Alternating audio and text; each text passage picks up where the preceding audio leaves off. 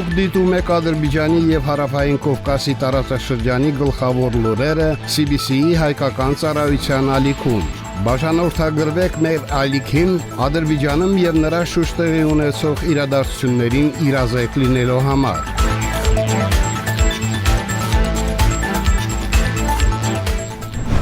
Այսօր մայիսի 22-ն է։ Օրվա կարևոր լուրերը CBC-ի հայկական ծառայության եթերում։ Մի շարք երկրների առաջնորդներ շնորհավորել են Իլհամ Ալիևին Ադրբեջանի անկախության օրվա առթիվ։ Ադրբեջանի արտգործնախարարը հանդիպել է ՄԱԿ-ի գլխավոր քարտուղարի տեղակալին։ Աշխարհի առաջատար լրատվամիջոցները շարունակում են լուսաբանել Ադրբեջանում կազմակերպված համաշխարհային քաղաքային ֆորումը։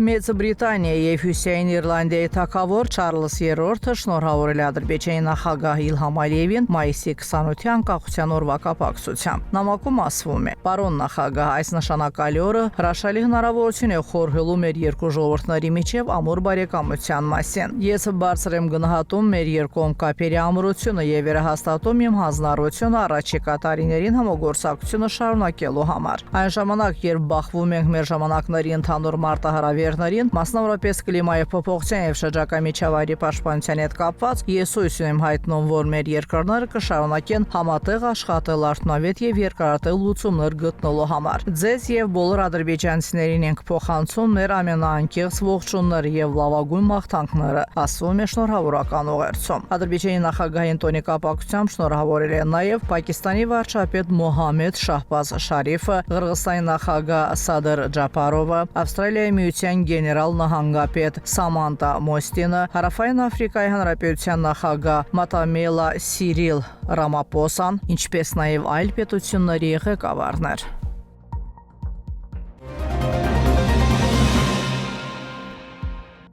Ադրբեջանը կշարունակի իր արդյունավետ գործընկերությունը ՄԱԿ-ի մարդկային բնակավայրերի ծրագրի հետ եւ ակտիվորեն կմասնակցի համաշխարհային քաղաքային ֆորումի մյուս նստաշրջաններին։ Այս մասին հայտարարել է Ադրբեջանի նախագահ Իլհամ Ալիևը ՄԱԿ-ի գլխավոր քարտուղարի տեղակալ Ամինա Մոհամմեդիի հետ հանդիպման ժամանակ։ Հանդիպման ժամանակ նշվել է, որ հետհակամարտային շրջանում ազատագրված տարածքներում Ադրբեջանի կողմից իրականացվող վերականգնողական եւ շինարարական աշխատանքները օրինակ են ծառայում նմանատիպ իրավիճակներում գտնվող տարածաշրջանների համար։ Այս համատեքստում ընդգծվել է, որ օգտակար կլիներ Ադրբեջանի փորձը կիսել ՄԱԿ-ի շրջանակներում այլ երկրների հետ։ Նշվել է, որ ադրբեջանական Ասան Խիդմետ մոդելը արժանացել է ՄԱԿ-ի մրցանակի պետական ծառայության զարգացման գործում ունեցած ներդրման համար։ Նշվել է, որ Ասան Խիդմեթը որպես հաջողված պրակտիկա կիրառվում է Աֆրիկայի եւ Ասիայի տարբեր երկրներում։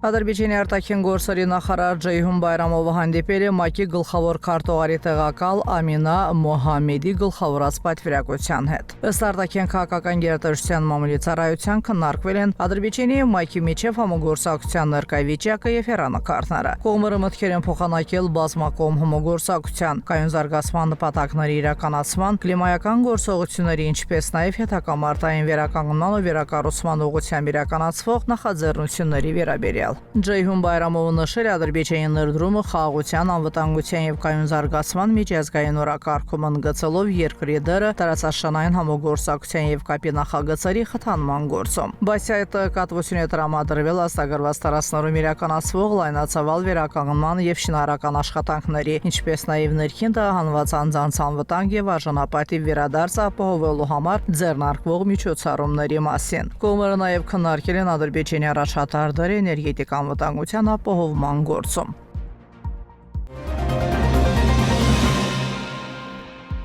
Ռուսաստան կատարած աշխատանքային այցի ընթացքում Ադրբեջանի խորհրդարանի խոսնակ Սահիբա Գաֆարովան հանդիպել է Ղրղստանի խորհրդարանի խոսնակ Մարլեն Մամատալիևի հետ։ Այս մասին հաղորդում է Ադրբեջանի խորհրդարանի մամուլի ծառայությունը։ Հանդիպման ընթացքում ընդգծվել է, որ Ադրբեջանի եւ Ղրղստանի միջև բարձր մակարդակի կապերը շարունակվում են խորհրդարանական հարթությունում եւ այս համատեքստում օրենսդիր մարմինները հատուկ դեր են խաղում երկրների միջև հարաբերությունների զարգացման գործում։ Խոսնակները նշել են, որ երկու երկրների խորհրդարանները ծերթորեն համագործակցում են ինչպես երկկողմ, այնպես էլ բազմակողմ ձևաչափերով։ Հանդիպման ժամանակ կողմերը նաև մտքեր են փոխանակել փոխադարձ հետաքրքրություն ներկայացնող այլ հարցերի շուրջ։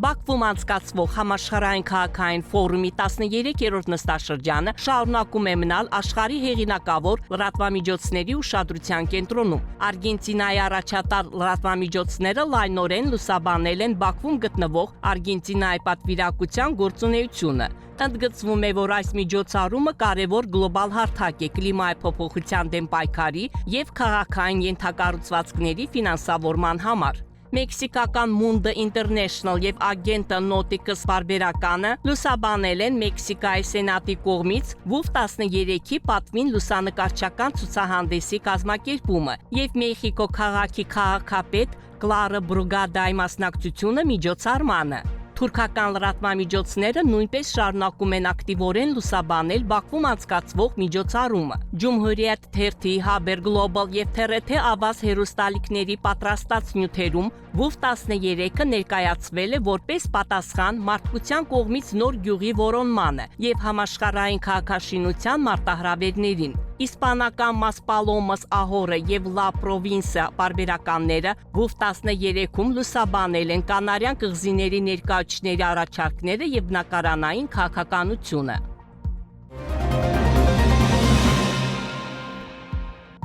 Գեղասահքի կրկնակի օլիմպիական չեմպիոն Եվգենի Պլյուշչենկոյի որդին 13-ամյա Ալեքսանդր Պլյուշչենկոն հանդես կգա Ադրբեջանի հավաքականի կազմում։ Այս մասին հաղորդում են ռուսական լրատվամիջոցները։ Ռուսաստանի Գեղասահքի ֆեդերացիան հաստատել է Ալեքսանդր Պլյուշչենկոյի տեղափոխությունը Ադրբեջանի հավաքական, հայտնում է աղբյուրը։ Նշվում է, որ նա կկարողանա ներկայացնել Ադրբեջանը միջազգային Չմշկասահքի միությունից հատուկ փաստաթուղթ ստանալուց հետո։ Ալեքսանդր Պլյուշչենկոն մարզվում է Պլյուշչենկոյի հրեշտակներ ակադեմիայում։ Ըստ աղբյուրի Ռուսաստանի Գեղասահքի ֆեդերացիան թույլատրել է Ադրբեջանի հավաքական տեղափոխվել 18-ամյա գեղասահորդուհի Վերոնիկա Ժիլինային, որը Ռուսաստանի պատանեկան առաջնության արծաթե մեդալակիր է։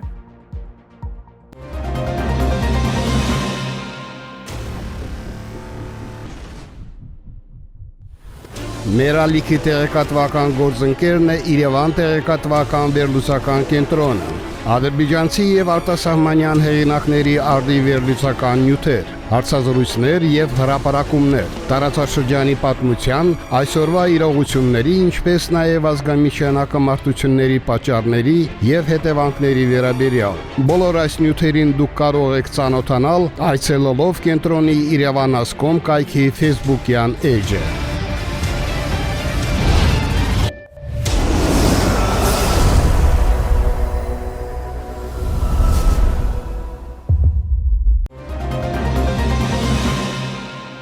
Հայաստանում շարունակում է լարված եւ պայթունավտանգ իրավիճակ տիրել։ Նախընտրական քարոզարշավի ընթացքում պատերազմի կուսակցությունները իրենց հակակառավարական ու թշնամական հայտարարություններով փորձում են ամեն գնով հասարակությանը տրամադրել գործող իշխանության դեմ, սակայն չնայած նրանց բազմաթիվ փորձերին, քաղաքացիների գերակշիռ մասը շարունակում է աջակցել վարչապետ Նիկոլ Փաշինյանի խաղաղության օրակարգին ու նրա քաղաքական թիմին։ Այդ մասին են վկայում նաեւ քաղաքացիների շրջանում անցկացված տարբեր հարցումների արդյունքները։ Իրան աշխարհի չափ սիրում եմ, ինքը որպես վարչապետ, որպես լավ մարդ։ Ես իմ կյանքը կտամ Նիկոլը համար։ Նիկոլը ճիշտ չարավ, էլի թարմ պացաններին պետք է կողել բերդ։ Առաջներդը դա խաղաղությունն է, ամենաշատ խաղաղությունը։ Ալեքսանդր Կարապետյանը ռուսական հատուկ գործակալ ա եղել ժամանակին։ Ինչ կասեք սրա մասին, որ օրինակ Հայաստանի ընտրություններին ռուսական, ասես ասած, Ես շատ ուրախ եմ, որ բացահայտվեց, որտեղ Հայաստանը պետք է հայաստանցին ղեկավարի։ Ինչ գործ ունեն իրանք ստեղ։ Ինչ գործ ունեն։ Նորից Հայաստանը տանեն անդունդ, հազիվ ենք դուրս եկել